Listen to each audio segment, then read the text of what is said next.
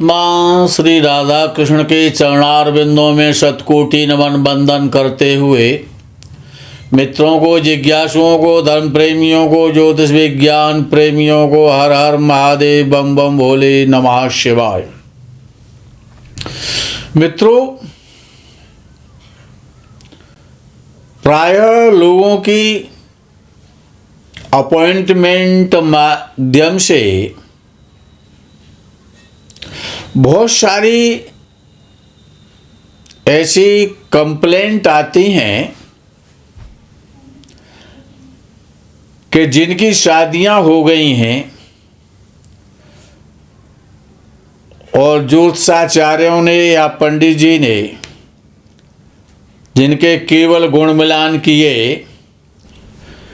द्वादश वगैरह देख लिए, नवपंचम दो द्वादश देख करके, ग्रह मैत्री देख करके 25, 28, 27 गुण मिलने पर शादी करा दी। बहुत सारे ऐसे लोग अपॉइंटमेंट लेते हैं, शादी होने के बाद काफ़ी परेशान हैं, समस्याएं हैं। हम आप सभी से विनम्र निवेदन करना चाहते हैं कि आप अपनी शादी करें या अपनी बहन की शादी करें, कोई भी पिता अपनी कन्या की शादी करे या कोई भी पिता अपने पुत्र की शादी करे, कुंडली मिलान केवल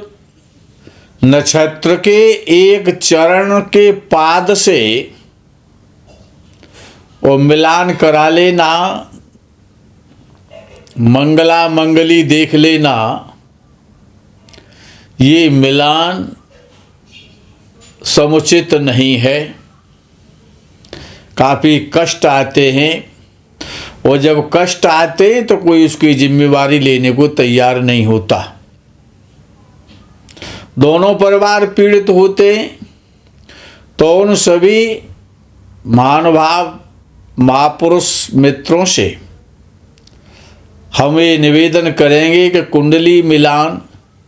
अच्छे ज्योतिषाचार्य से कराएं।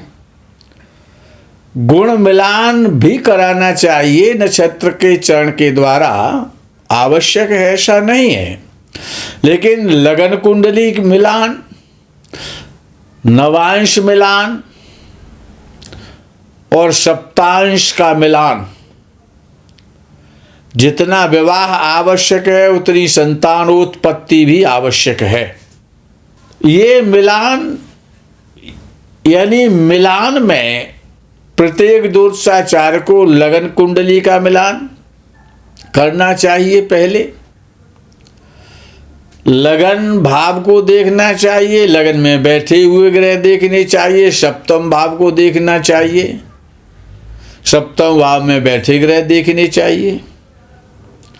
फिर नवम भाव के लगन को देखें और सप्तम भाव को देखें नवांश में, नवांश कुंडली में, और नवांश के सप्तमेश को भी देखें। इसी प्रकार से सप्तांश कुंडली में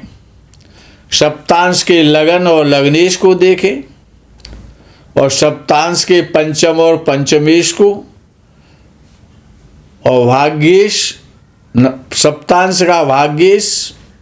और भाग्य भाव को भी देखना आवश्यक है। मित्रों, ऋषि पाराशर ने बहुत सारे बड़े बड़े अच्छे श्रेष्ठ राजयोग बताए हैं। उन राजयोगों में एक योग होता है पद लगन से, आरूढ़ जो पद होता है, जिसे आरूढ़ लगन कहा जाता है। आरूढ़ लगन आप जानते होंगे कि आरूढ़ लगन निकालना नहीं जानते हैं तो हम आपको एक एग्जाम्पल देते हैं कि विचार करो किसी का सिंह लगन है और लगन कुंडली के सूर्य पंचम भाव में बैठा हुआ है, तो यानी लगन से सूर्य पांचवें भाव में आकर के बैठा है। तो जहां सूर्य बैठा है वहां से पंचम भाव आगे गिनेंगे तो वो भाग्य स्थान भाग्य भाव आएगा, और भाग्य भाव आरूढ़ लगन हो जाएगा, यानी उसका आरूढ़ लगन मेष हो जाएगा। तो ऋषि पाराशर ने इस आरूढ़ लगन में बड़ा एक श्रेष्ठ राजयोग बताया है कि आरूढ़ लगन में चंद्र बैठा हो और एक शुभ ग्रह हो आरूढ़ लगन में, और आरूढ़ लगन के द्वितीय भाव में बृहस्पति बैठा हो और उस बैठे हुए द्वितीय भाव में बृहस्पति पर एक उच्च ग्रह की दृष्टि हो, तो ऐसा जातक बहुत बड़ा धनवान होता है, गुणी होता है, पुत्र और संतान के साथ युक्त होता है, राजभवनों में रहने वाला होता है, बहुत धन कमाता है, बहुत बड़े आलीशान बंगले में रहने वाला होता है, गाड़ियों का सुख है, पत्नी का सुख है, माता का सुख है, ये सारे सुख, भूमि भवन वाहन का सुख उसको प्राप्त होता है। बड़ा श्रेष्ठ योग है। दूसरा योग ऋषि पाराशर ने लगन कुंडली से बताया है कि लगन में और द्वितीय भाव में, लगन कुंडली के लगन स्थान में और धन भाव में शुभ ग्रह बैठे हों, तीसरे भाव में पापक ग्रह हो और चौथे भाव में पुनः शुभ ग्रह हो, अर्थात लगन से लेकर चतुर्थ भाव तक ग्रह बैठे हुए हों। लेकिन शर्त यह है कि लगन में और लगन से द्वितीय भाव में शुभ ग्रह हों, तीसरे भाव में पापक ग्रह हों और चौथे भाव में पुनः शुभ ग्रह यदि बैठे हैं, तो ऐसा व्यक्ति बहुत बड़ा धनवान होता है, यशस्वी होता है, उच्च पद प्राप्त करता है, भूमि भवन वाहन कोठी कार बंगला इन सब का बड़ा श्रेष्ठ सुख प्राप्त करता है, सुंदर शरीर वाला होता है। चंद्र शुक्ल पक्ष का, बृहस्पति शुक्र और बुध अपने उच्च के होकर के, चंद्रमा हो तो शुक्ल पक्ष का उच्च का हो, बृहस्पति कर्क राशि में उच्च का हो, शुक्र मीन राशि में उच्च का हो और बुध कन्या राशि में उच्च का हो। ये दिन चारों शुभ ग्रहों में से उच्च का होकर एक भी ग्रह, इनमें से चारों में से एक भी ग्रह उच्च का हो जाए और वो धन भाव में बैठे, लगन कुंडली के धन भाव में, तो ऐसा जातक बड़ा विद्यावान होता है, सुशील होता है, गुणी होता है, स्वरूपवान होता है, सुंदर होता है, मधुरभाषी होता है, बहुत बड़ा धनी होता है, यशस्वी होता है, समस्त प्रकार के सुखों को संसार में भोगता है। आगे का महर्षि पाराशर जी ने बड़ा श्रेष्ठ राजयोग कहा है कि नीच राशि के ग्रह, पापक ग्रह हों या शुभ ग्रह हों, कोई से भी हों, लेकिन नीच राशि के हों और छठवें, आठवें और तीसरे भाव में बैठे हों, तीसरे भाव में, छठवें भाव में, आठवें भाव में, तीनों भाव में बैठे हों और लग्नेश अपनी उच्च राशि का हो लगन कुंडली में, लगन कुंडली के तीसरे, छठवें, आठवें भाव में नीच राशि के ग्रह बैठे हों, तीनों में बैठे हों, बहुत अच्छा है। वो साथ ही साथ लग्नेश उच्च राशि का हो या लगन में ही लग्नेश बैठा हो, तो ऐसा जातक बहुत बड़ा आदमी होता है, यशस्वी होता है, दीर्घायु होता है, कीर्ति संपन्न होता है, उच्च पद प्राप्त करता है। जातक की जैसे जैसे आयु बढ़ती जाती है वैसे वैसे उच्चता को प्राप्त हो जाता है, समस्त प्रकार के सुखों को भोगता है, बहुत बड़ा धनी होता है, बड़ा श्रेष्ठ राजयोग है। आगे का महर्षि पाराशर ने राजयोग लिखा है कि 6वें भाव का स्वामी, 8वें भाव का स्वामी और 12वें भाव का स्वामी, इन तीनों भावों के स्वामी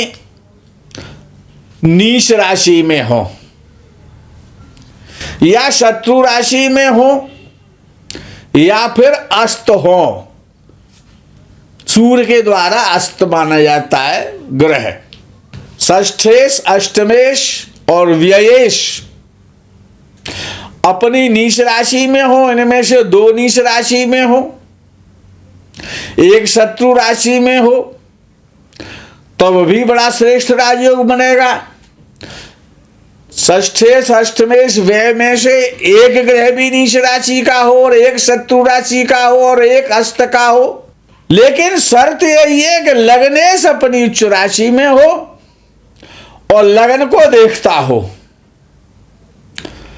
लग्नेश उच्च राशि का होकर के लगन को देखता हो और षष्ठेश, अष्टमेश और व्ययेश तीनों ही नीच राशि को हो या तीनों ही शत्रु राशि में हो या तीनों ही ये अस्त हो या 2 अस्त हो, 1 शत्रु राशि में हो। कुल मिलाकर के ये ग्रह कमजोर हो जाए, निर्बल हो जाए, अस्त के होंगे, शत्रु राशि में होंगे, नीच राशि के होंगे और लगन कुंडली का लग्नेश उच्च राशि का होकर के जब लगन को देखता है इस योग में, तो ऐसा जातक दीर्घायु होता है, शस्वी होता है, समस्त प्रकार के सुखों को भोगने वाला होता है, कोठीकार बंगला बहुत श्रेष्ठ रूप से प्राप्त करता है, आलीशान भवनों में रहने वाला होता है, समाज में सम्मानित होता है, उच्च पद प्राप्त करता है, धनाढ़ होता है। आगे का महर्षि पाराशर ने बड़ा श्रेष्ठ राजयोग लिखा है, बड़ा सरल है ये, कि सभी शुभ ग्रह, अब सभी शुभ ग्रह तो 4 ही हैं। शुक्ल पक्ष का चंद्र, निष्कलंक बुध और बृहस्पति, गुरु और शुक्र, गुरु और शुक्र, अच्छा बुध और शुक्ल पक्ष का चंद्र, ये केंद्र में बैठे। चारों ही शुभ ग्रह लगन, चतुर्थ, सप्तम और दशम 3 में बैठ जाएं, 1 में बैठ जाएं, 2 में बैठ जाएं या 4 में बैठ जाएं। और दशम भाव का स्वामी अपनी उच्च राशि में हो या अपने दशम भाव में बैठ करके और लगन को देखता हो, तो ऐसा व्यक्ति बहुत बड़ा धनी होता है, यशस्वी होता है, समस्त प्रकार के सुख उसके प्राप्त हो जाते, कोठीकार बंगला सबका सुख भोगने वाला होता है, बहुत धनवान होता है, अच्छे धनवान उसके मित्र होते हैं, बहुत बड़ा व्यापारी होता है या फिर बड़ा राजनेता होता है। मित्रों, आज के प्रकरण में यही विश्राम। आगे के प्रकरण का आप इंतजार करें। तब तक के लिए हर हर महादेव, बम बम भोले, नमः शिवाय, जय गौ माता की।